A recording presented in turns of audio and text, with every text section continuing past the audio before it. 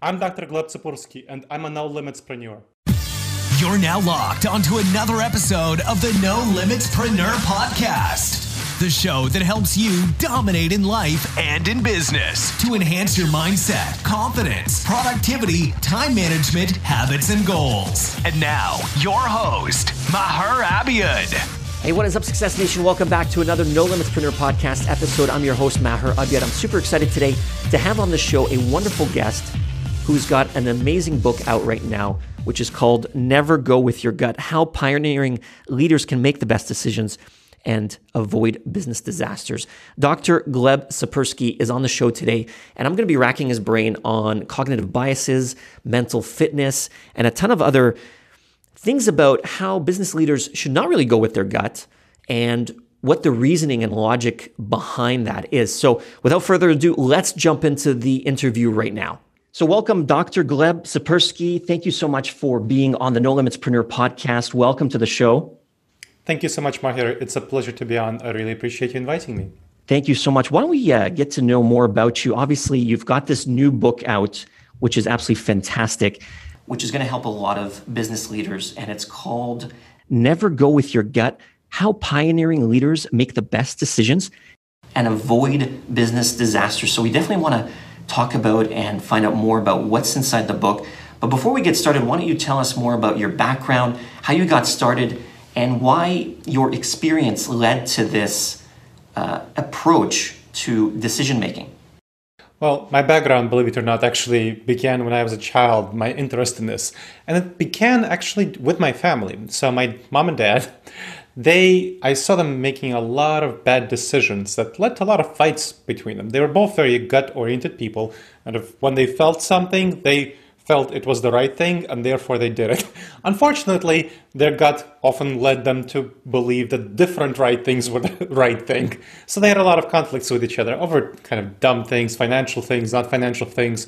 I remember fights over my mom wanting to buy a $50 sweater, and my dad was like, no, sweaters should not cost over $20, stuff like that. So, minor things, but really annoying things. Even as a kid, I saw that they were not really worth fighting over, all the stress that they caused each other. The worst thing was when there was a really big blowout fight. And so my dad was a real estate agent, and he at one point, so as a real estate agent, he worked on variable commissions, and at one point he got a lot of money from his variable commissions, and he hid it from my mom. Actually, he invested it and bought it an apartment on the side, which he leased out for several years until she found out. And that was a huge conflict between the two of them. There was a huge blowout fight, and they ended up separating for a while, and eventually they got back together again. But my mom could never really trust him after that. So that really shaped me as a kid, having them separate, as a result of a really dumb decision on the part of my dad.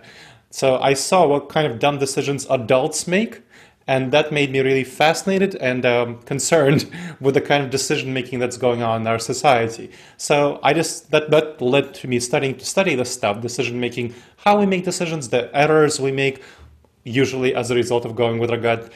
And then, as I was growing up, so I was born in 1981, I came of age in the dot-com boom, 1999, when the tech leaders were partying like it's 1999, for those who remember that Prince song. Maybe that ages me. So then the tech leaders were making a lot of money, and a couple of years later, I was 21, 2002, all went bust. Amazon was the only survivor of that age of dot-coms. So many of them went down the drain. Webvan, Pets.com, Boo.com, things that were so promising. So I saw that top business leaders who supposedly were geniuses making a lot of money in 1999 on the Wall Street, on the front pages of Wall Street Journal and CNBC for all the right reasons, they were then there for all the wrong reasons as the losers. Now, even worse in a way were the leaders of Enron, WorldCom, Tyco, and other corporations that used fraudulent accounting methods to hide their losses.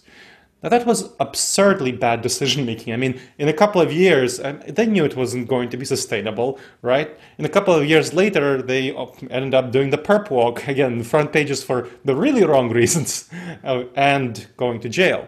So it was really obvious to me at that stage the top business leaders who were praised as the geniuses of our times can then, in a couple of years, be the losers of our times and all for the same. And it wasn't a difference in the decision-making process.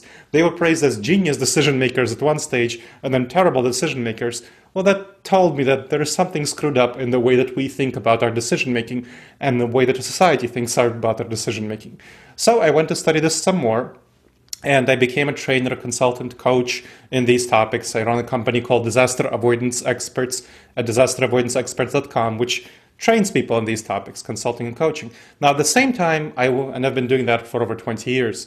And at the same time, I went into academia because I decided I needed more formal education on this. So I became a cognitive neuroscientist and a behavioral economist, studying how people make decisions, published a lot of peer-reviewed articles, so on. Could talk about that.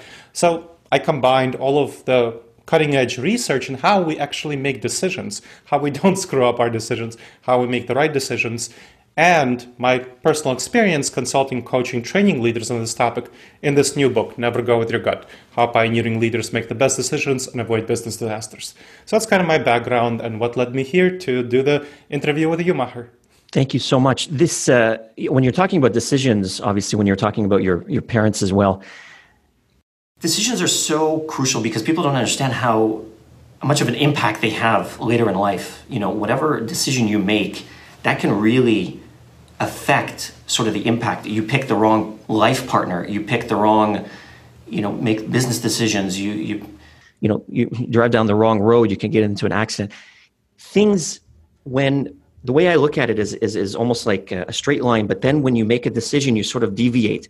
At the beginning, it doesn't look like there's much of a distance between them or variation between them. But over time, when that line keeps going straight, you kind of deviate so much more. And that decision over time makes such more of an impact on your life.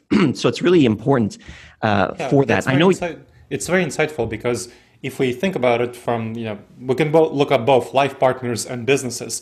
Looking at the rate of divorce in the United States, it's about, 40% right now? Mm-hmm. That shows you that people make some really, really bad decisions when they choose their life partners. Nobody gets married and thinks, hey, I'm looking forward to that divorce.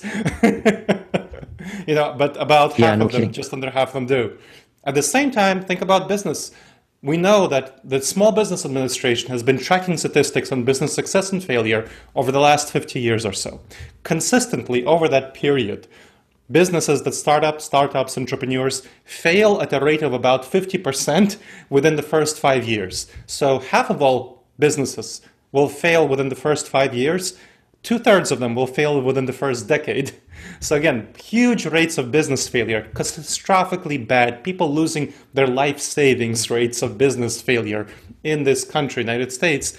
And it's coming all from people in their personal life and in their business life making horrible decisions with their gut reactions, because that's what we've been taught. We've been taught to go with our gut, and you see huge rates of horrible decisions and the consequences of these decisions, both in business life and in personal life, from people going with their gut. Let's jump into your book, because I'm really excited to learn more about that. Let's dive into what it's sort of all about and exactly why you say you should never go with your gut in business. Our gut, unfortunately, is not adapted for the modern business environment, which explains so much of the business failure rate that we're experiencing right now. I mean, it happens with businesses, small businesses that start up, it happens with large businesses. There was a study by Paul Carroll and Chung Kamui of the large companies that went bankrupt from 1981 to 2007. It found that there were 423 companies with revenue over 500 million that went bankrupt. 46% of them went bankrupt purely because of horrible strategic decision-making by the leadership. So that impacts companies at the very top as well as at the bottom, as new companies. And that all comes from how these people make decisions. They make decisions with their gut. But our gut is adapted for the savanna environment. When we were hunters and foragers living in small tribes of 15 people to 150 people maximum.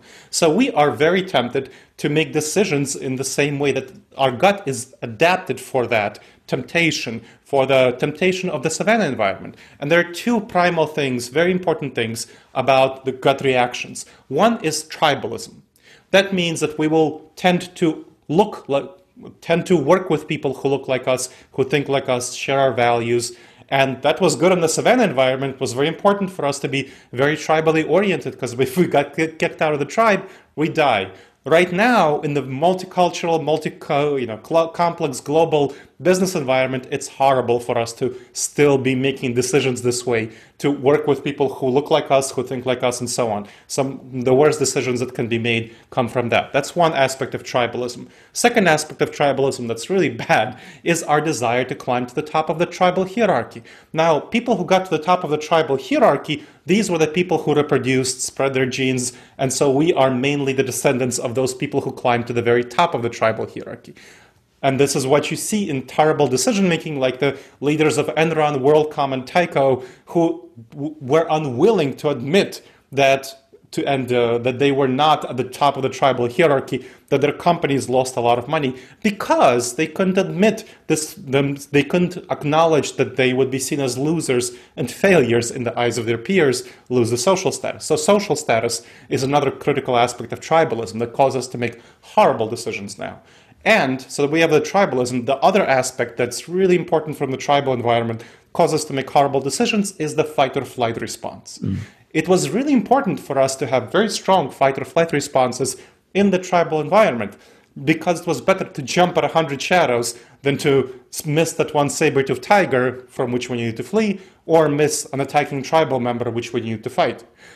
I'll give you big news. In the current environment, many less saber-toothed tigers.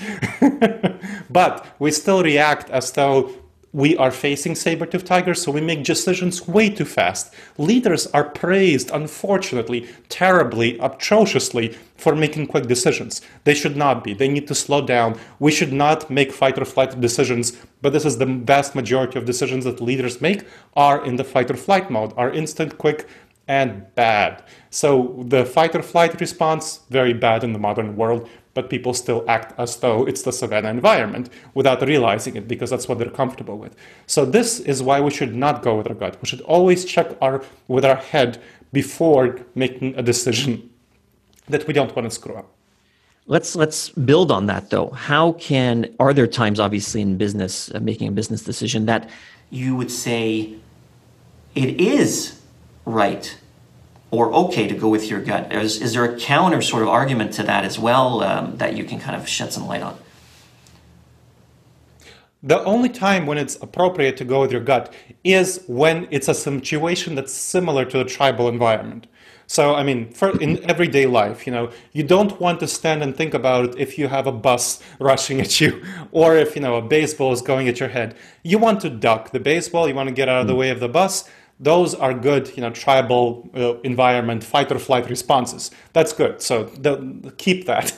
Don't want to do that in a personal life. In business, we have many, many, many, many less death responses where we're immediately threatened. We almost always have a little bit of time to think about the decision, a few seconds at least, most likely a few minutes or hours, days. The large majority of our business decisions that are serious take hours, days, and so on. And even casual decisions that we don't want to screw up, we have a few minutes to think about them.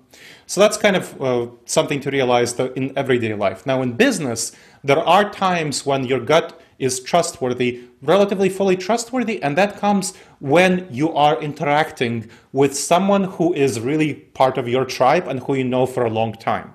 So if someone is close to you, someone you've worked with for a long time, you feel like you know this person pretty well, it's going to be the same sort of responses as though you're in a tribal environment and you know a tribal member pretty well. If it happens to be the case that this, collaborator, let's say business partner from outside the organization or someone from inside the organization is talking about a new venture, new partnership, new thing that you need to work on together, and you start to sense that something is off, well, it might be like your primitive ancestors might have sensed that something is off about a new proposal from Oog down there. So at that point, you want to be suspicious that maybe something is off and you might not engage in that proposal. However, it can be the case that you're misreading this person. I mean, maybe this person has a cold or, whatever. Maybe when their kids is sick and they're giving off the wrong signals. So you don't want to simply trust your gut, but you want to give it more credit if you've known that person for a while. However, don't give the gut credit when you don't know that person. We have A lot of business owners think that they can tell apart liars from not liars. I'll give you some news. You really are much worse at telling apart liars, deceivers from people who are not liars and deceivers. There was research done on police forces, FBI, NSA, Secret Service, and so on. And they were shown a person who they didn't know who was lying or not. And their accuracy rate was about something like 54% of telling whether somebody was lying or not. That's basically the same as flipping a coin. So this is police officers in the FBI and so on who are highly, highly trained for evaluating people. Now, you as a business owner or business professional, whatever, you haven't been trained like this, and even they have a great deal of difficulty of telling apart liars or not. I think the Secret Service was the only one that was able to tell apart liars from not liars at a significantly higher rate than flipping a coin. So you can't trust yourself with new people, but you can trust your gut more with old collaborators and partners. Yeah, I agree with what you said. I mean, in personal life, you have a baseball coming at you. You got to make that quick decision. But in business, we do have a little bit more time, because what's great, obviously coming from a marketing background, for example, myself, you obviously, are able in business to test things out a little bit, even doing a small litmus test, just without putting your entire business at risk by going all in on something. You can do a small market test or some sort of, market focus group or whatnot, just to kind of get a feel of the market before you go all in. So there are those opportunities that you are able to not kind of throw all your chips on the table and bankrupt your company, but you are able to kind of see. Just a note that the focus groups have been shown by recent research to be not nearly as effective as we tend to think they are. People often tell you certain things in focus groups, and they actually behave in a different way in the outside environment. So behavioral economics, the field that I'm in, has shown that recently to be the case. Partially because people in focus groups, they tend to conform to the wishes of the person who is selling them something. And that is one of the cognitive biases that I talk about in the book, Never Go With Your Gut, How Pioneering Leaders Make the Best Decisions and Avoid Business Disasters, kind of conformity bias, authority bias, where we tend to conform to people in authority. Whereas in real life, they would just make independent decisions and they would not conform to the authority of the person in the group. So you want to be a little bit more suspicious of focus groups than they've often been ascribed credit to. Since you just mentioned cognitive biases, which is obviously a big part of your book, let's jump into that. And if you can kind of go over and explain what are cognitive biases and which of them are the most sort of dangerous in business decision making. Cognitive biases are the dangerous judgment errors that we make because of how our brain is wired. Most of them come from our evolutionary background. As I mentioned before, some of them come just from the way that our brain specifically is wired and the way we process information. So those are cognitive biases, and there are over 100 of them. You can check out the Wikipedia list of cognitive biases. Google that. It'll come up on Wikipedia. It'll be the first hit. I know the people who are working on that. That's a pretty good page. Over 100 of them. Now, my book goes over the 30 most dangerous ones for business leaders, for marketers, and how you can effectively address them. Those will just be described in general, so you can get a flavor of them, basically. Cognitive biases, the most important and dangerous ones for business leaders are optimism bias. So people tend to, especially who are entrepreneurs and marketers, they tend to be very optimistic. They tend to be very positive. They think that, the future is great. I mean, I am an optimist, to be honest. Like, that's one of my biases. That's one of the things that I suffer from. I tend to think that everything will be nice, everything is good. The grass is green on the other side of the hill. Unfortunately, it's too often yellow. So it is not nearly as good as I think it will be. People tend to be too optimistic. Entrepreneurs tend to be too optimistic, and they make serious mistakes as a result of that. One of the biggest areas of bankruptcy when businesses fail is actually when they're growing. Because when they're growing, entrepreneurs tend to be too optimistic about how things will go. They tend to underestimate threats, and they overinvest in growth. They don't have enough cash flow, and boom, that's bad. Don't want to do that. So optimism, and there are many other areas. So as Mahir pointed out, you can easily test things, do small market tests to see if your brilliant idea is nearly as brilliant as you think it is. And that's been a difficulty for me learning how to restrain my optimism and address it. So we'll talk about how to deal with cognitive biases later. So that's one of the biggest ones for leaders, entrepreneurs, the optimism bias. Another huge one is you might have heard of this one. It's called the confirmation bias, where we tend to look for information that confirms our beliefs and ignore information that doesn't. So there was a really interesting study done by Leadership IQ of 1,087 board members which fired their CEOs. And one of the top 5 reasons, over 20% of the of the CEOs who were fired for what's called denialism, meaning denying negative information about the company. Now, it's not that the CEOs were, if a CEO saw the facts clearly and said, hey, we're kind of screwed right now, we need to do these steps to turn things around, that wasn't the problem. It's more like the CEO is saying, no, we're not screwed at all, everything's fine, while Amazon is gobbling up their market share or something like that. So this is a huge problem where people tend to ignore information that's negative for them. And this is one of the biggest problems for leaders, organizations. I mean, for example, people tend to ignore information at a very crucial stage of mergers and acquisitions. Mergers and acquisitions are some of the most important decisions that leaders can make. However, what the statistics on this show is that 80% of mergers and acquisitions fail. They simply fail to create value. They destroy value. So if you look at the combined value of the two companies before and after, you'll see that it's lower in 80% of the cases. Anywhere from a few months to a few years afterward, it'll be lower because the leaders don't understand the kind of tensions that are happening as part of the merger and acquisition process. And so they ignore negative information and information they don't want to hear about the situation. So that's another example of a big cognitive bias. Are you able to share sort of how a business leader would be, for example, able to identify which cognitive bias they might be more vulnerable to? That way they can sort of catch themselves before sort of that problem really starts to develop. How I learned about the optimism bias for me is once I went into graduate school, into my PhD program, started studying this, I learned about this bias and I said, wait, that sounds like it happens to me.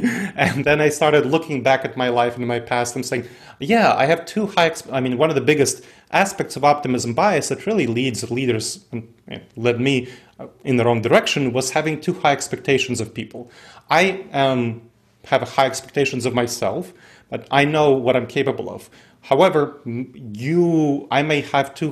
often, very often, have too high expectations of other people I collaborate with because I tend to be too optimistic about them. So that was one of the biggest things that I discovered about myself, that's why I had a lot of conflicts with people. I had a lot of challenges with people. Or my projects, I was too optimistic that they would go well, things like this. So learning about each of the cognitive biases, as I said, there are 30 of them in my book, the ones most dangerous for business leaders. And you can look on Wikipedia, the list of cognitive biases. You want to learn about the specific behaviors associated with each cognitive bias so that to see whether you're prone to them. Now, the chapter 7 in my book is an assessment on dangerous judgment errors in the workplace. And you can check that out on disasteravoidanceexperts.com/subscribe. So it's a free copy of the assessment on dangerous judgment errors in the workplace on disasteravoidanceexperts.com/subscribe. And it will show you each of the behaviors that is associated with the 30 most dangerous cognitive biases. The first question, for example, is what percentage of your projects over the last year have gone over budget? That's as simple as that. Think about all the projects that happened. When I ask this, when I do a presentation to middle market CEOs, which is often a target audience for my presentations, trainings, as Vistage groups and so on, what I tend to hear from them is anything from 5% to as high as 80, 90%. If it's like 5%, 10%, not a big deal. If it's in the 30 and above range, that's very serious because then you misuse your resources. You're investing your resources into a plan, and then you don't have enough resources for the next project because this project ran over. So this is called the planning fallacy, where we have very high opinions of ourselves, we have very high opinions of our plans, and we feel very comfortable with the plan that we make, and we ignore any negative information. We ignore any potential problems that will arise. I mean, I was doing a training like this for a company and for a group of CEOs, and there was a company in Pittsburgh which then brought me in to address this problem. What they were having, this is a heavy manufacturing company, and they were bidding on projects. So, they'd bid on a project, 2 million, it would cost 3 million. They'd bid 5 million, it would cost 7 million. And what they were not realizing is that every time that they were bidding on the project, they weren't taking into account their past experience. One of the best solutions for the planning fallacy is to take into account your past experience when bidding on a new project. So I had them revise their bidding process to make sure to evaluate what were the problems that happened in the past projects like this that they did, and to make sure to incorporate that into the bidding process. And then their bidding process became much more accurate, and they were able to have much higher profits on each project that they took on because they appropriately calculated how much money they would need to take this project and, of course, charge the appropriate amount for it. So that's an example of the kind of consequences and how you address it after finding out that the planning fallacy is something you and your organization are prone to. And there are 29 more questions like this in Chapter 7 of Never Go With Your Gut. I think it's really important for business leaders and a lot of us to actually understand them so we can sort of kind of see when they're coming on and kind of preempt and fight against it and make sure that we are doing the right decision. Obviously, when you're bidding so low and losing money, from the project cost, that can really, for an organization, that 5 million to 7 million spread, for example, you just mentioned, that could put companies out of business, for example. So it's really important to obviously learn from your past and for you to be able to learn all of these cognitive biases so you can improve as a leader and as individuals in our day-to-day lives, obviously. We've talked about not making fast business decisions, but we all know that business does move fast. So what are some quick decision-making strategies, for example, that professionals can adopt? And going back to the gut question, how can we, overcome those harmful gut reactions? So there's a very quick technique that you can use for any everyday decision that you don't want to screw up. Any everyday decision, anything that you don't want to screw up. This is not a technique for you to maximize something. So if you're really launching a serious project, anything from hiring a top-level official to moving your headquarters or deciding on a major new product, you want to maximize the outcomes of this. So use a much more thorough technique. But this is a great one to use for anything that you don't want to screw up. Make sure it's not a disaster. Make sure to address the risks involved. So take away the risks that result from bad gut decisions. This is a technique where you ask yourself a few questions. Now, it might sound like, people might not want to ask questions. You might want to go ahead and make the decision in the heat of the moment. But I'll tell you what, there was a technique similar to this that was instituted for firefighters in the UK. Now, firefighting leaders in the UK who are making decisions of where to direct their resources. There was a study showing that about 80% of firefighting errors came from human error. And so they decided, hey, how can we address this? Here are 3 questions which firefighters can ask themselves before deciding how to apportion their resources in the heat of the moment when they're fighting the fire. So they asked these questions, they greatly reduced their error rate, and once they trained themselves to ask these questions, they actually didn't take any more time. You could compare people who are trained to ask these questions to those who weren't trained, and they took about the same time to make the decision, but made many less errors once they were trained to ask these questions. So there is a 5-question technique that I developed specifically for businesses because, you have more time than firefighters in the middle of a burning building. Literally, your building hopefully is not burning. If it is, call the firefighters. So, first question. What important information did I not yet fully consider? Again, what important evidence did I not yet take into account?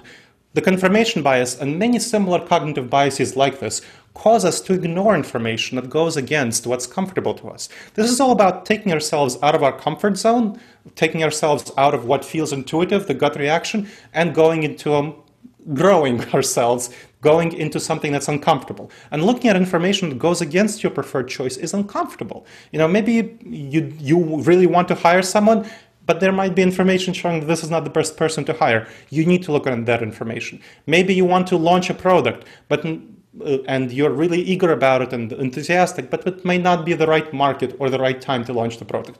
Look at that information. Consider it much more than you would intuitively consider that information, that you would consider information that supports your project, because we tend to cherry pick evidence that supports our, our beliefs, right? That's the gut reaction. You don't want to do that. You want to make the right decision. So that's the first one. Second, what dangerous judgment errors have I not yet addressed? So think about what cognitive biases, these dangerous judgment errors, might be involved in this decision.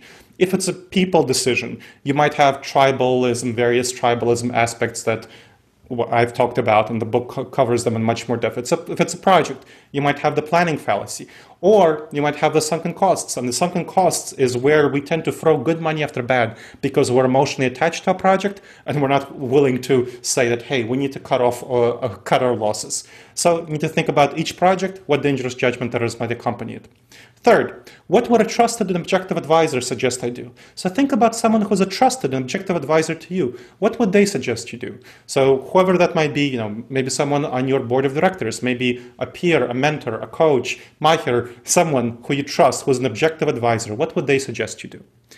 Now we're going from the decision-making, transitioning a little bit to the implementation, because, if you make the right decision but don't implement it well, you're still screwed. So first, how have I addressed, so the fourth question, how have I addressed all the ways this decision can fail?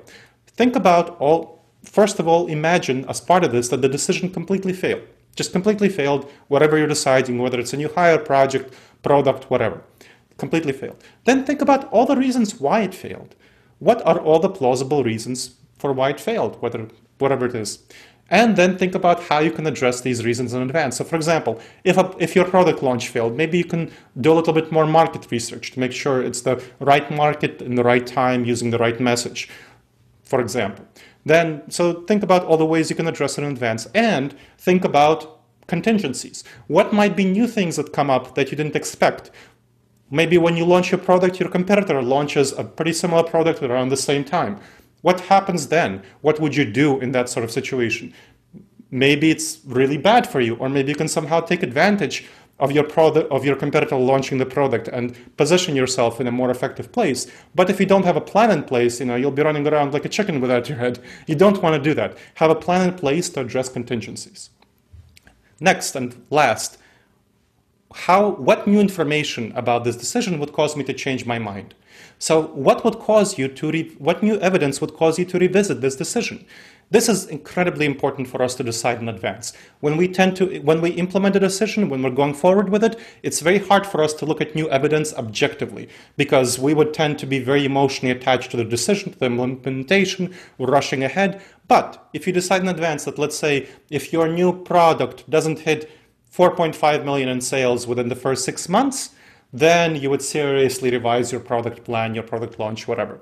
So that can be a very clear indication point to you. If you do hit that, go right ahead. If you don't, that's a time to sit down, make a major revision to the plan. So that's one way of using this. And of course, there are many others. But you gotta decide in advance what would cause you to change your mind. So once people are trained on these 5 questions, it takes you a couple of minutes to ask them and answer them and address them. It's a very quick method, very effective. And if you find that something is bad about the decision, then it's very much worth the extra time that you would spend, let's say, addressing all the ways it can fail, new and fun ways it can fail that you haven't anticipated yet, because you'll be saving yourself many, many hours and many, many thousands, even millions of dollars going forward if you address problems in advance. It's like Ben Franklin said, an ounce of prevention is worth a pound of cure. So get yourself that ounce of prevention. You don't need the pound of cure.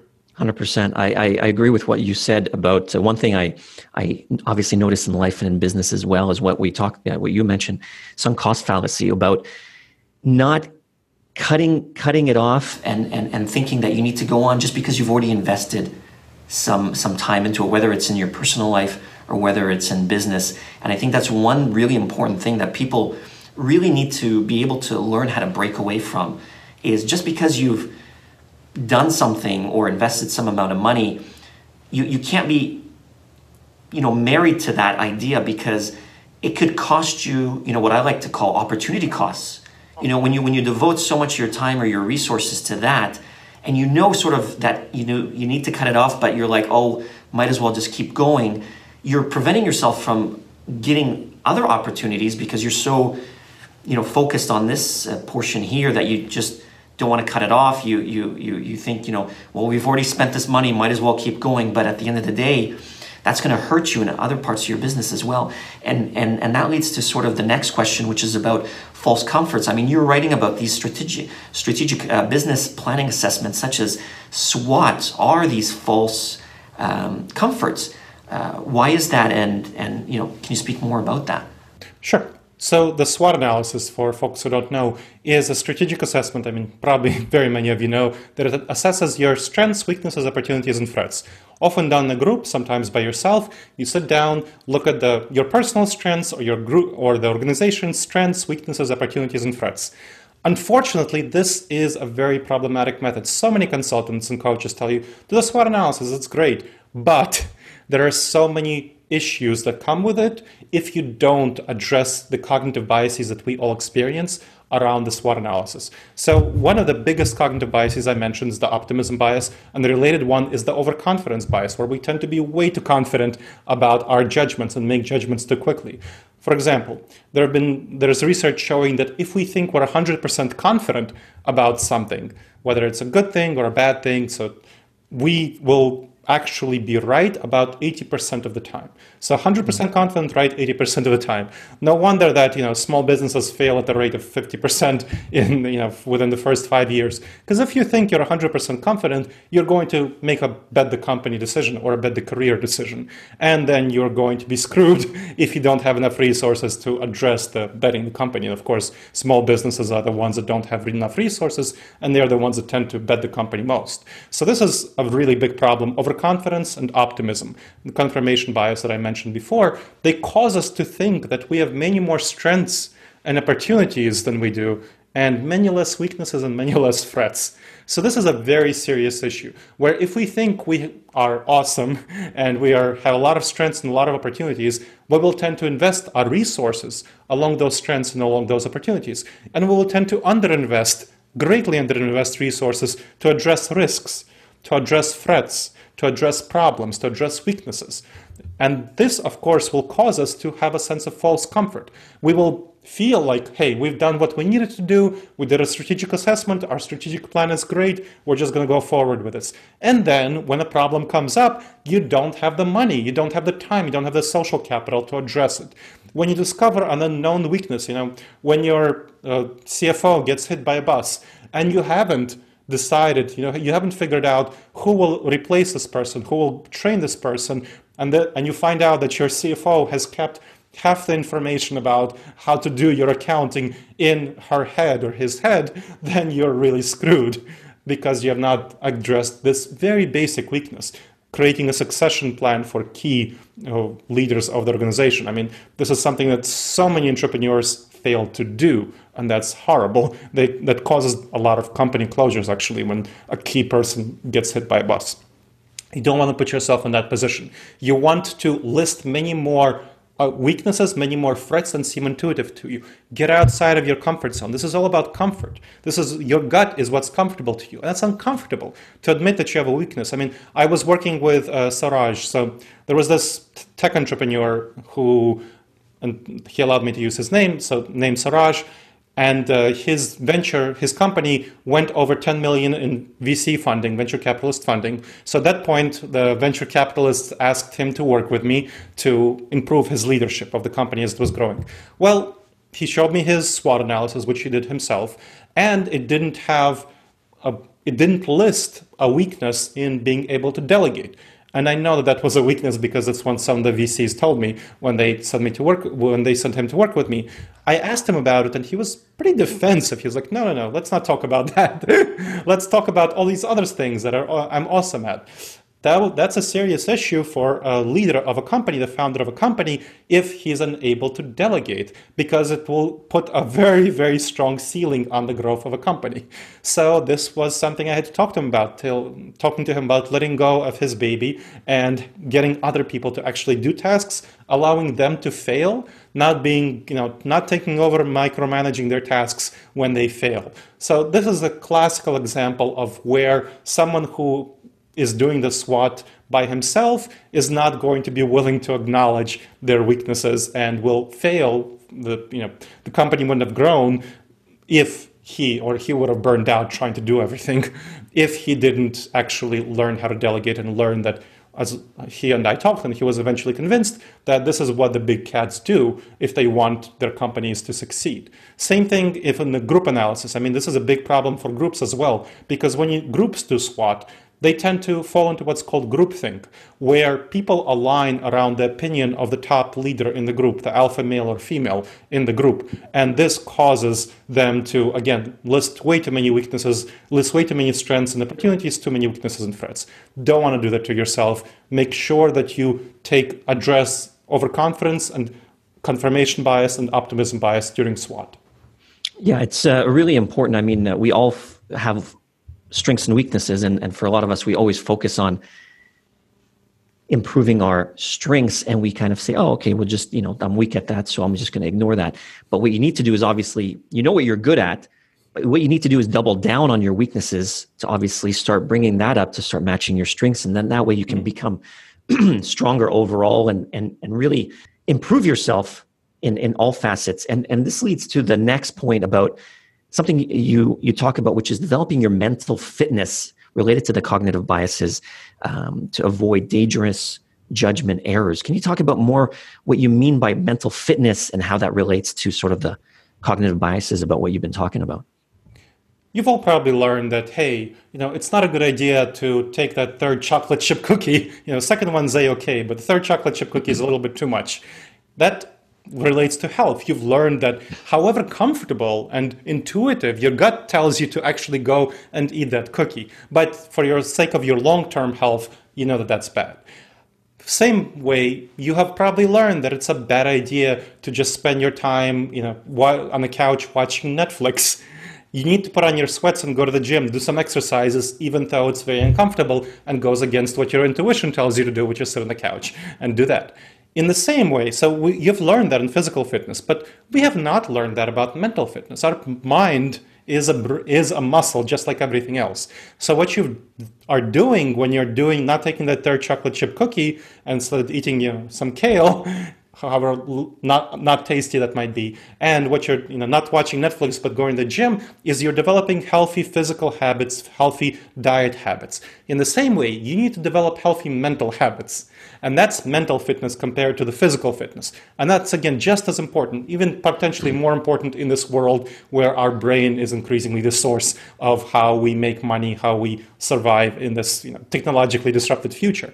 So you want to develop, in the book, I go over the 12 mental habits that you all need to develop in order to address cognitive biases effectively.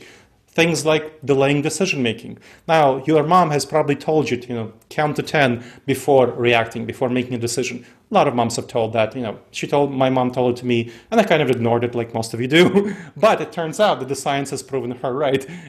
Going with your gut, not proven right, bad, don't do that. But counting to 10, actually quite good. It helps you turn on your rational thinking before, it helps you fight that fight or flight response, turn on your rational thinking, make the good decision. Another one, go outside of your head. You've probably also heard, put yourself in another person's shoes. That is actually also has been supported by evidence. If you take yourself outside of yourself, think about the problem from an outside perspective. The question of what would a trusted and objective advisor suggest you to do? If you just imagine that advisor, you don't actually need to simply go to him or her. Imagine that angel on your shoulder. What would that person tell you to do? That way you get outside of yourself, you get about 50% of the benefit of the question just by imagining what that person would do. And of course, you get the other 50% of the benefit by talking to the person, calling that person on the phone, or if you're a millennial, texting that person, whatever. So, and there are 10 more techniques that the book goes through in depth and shows you how to use them to develop the healthy mental habits that you need to address each of these dangerous judgment errors that screw up our decision-making, bring down high-flying careers, and bankrupt businesses. Yeah, I think everybody, after what you've talked about and what you've shared today, everybody definitely needs to pick up the book. I think it's got a ton of value, not only for business leaders, but for us sort of, even if you don't own a business. And you really need to understand sort of what's on the inside and what are those sort of subconscious decisions that are happening, and then how those relate to sort of the real world and what actions you're taking and your thought patterns. Dr. Gleb Tsipursky, thank you so much for coming on the Nolimitspreneur Show today. I really, really appreciate that. Can you just let people know sort of if anybody wants to get in touch, pick up your content, pick up your books, how they can reach out to you, how they can learn more about you? So my book, Never Go With Your Gut, How Pioneering Leaders Make the Best Decisions and Avoid Business Disasters, is actually available in bookstores everywhere. Physical bookstores published by a good traditional business publisher called Career Press. So in Barnes & Noble, university bookstores, props to indie bookstores, go there. Of course, pick them up online. Again, Barnes & Noble or Amazon or anywhere else. You can check out my resources on disasteravoidanceexperts.com. There's going to be blogs about this, articles, videos. There's a manifesto, there's podcasts, coaching, consulting, training services, webinars, and so on. If you go to disasteravoidanceexperts.com/subscribe, again, disasteravoidanceexperts.com/subscribe, you can get that assessment on dangerous judgment errors in the workplace that I talked about. Find out what you're vulnerable to, what your team is vulnerable to, and how you can address these. Gives you the next steps on addressing this.